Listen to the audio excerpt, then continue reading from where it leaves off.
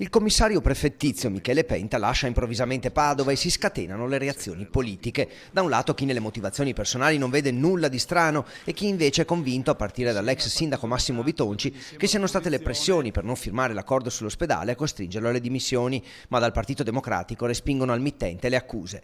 Bitonci cerca di scaricare ad altri i suoi fallimenti e il fallimento fondamentale è stato quello di non riuscire a costruire il nuovo ospedale e di dare una risposta significativa alla sanità padovana. È quasi ridicolo che Bitonci si aggrappi e cerchi di giustificare i propri fallimenti scaricandoli ad altri. E comunque, afferma Sinigaglia, che a Padova è stato assessore per più di 2 mandati e che ora fa parte della Commissione regionale sanità, non è assolutamente scontato che il nuovo commissario firmerà l'accordo di programma sull'ospedale, dovrà studiare le carte e la regolarità degli atti. Intanto il nuovo commissario con i poteri straordinari dovrà vedere anche se ci sono le condizioni per firmare l'accordo di programma, non è un atto automatico.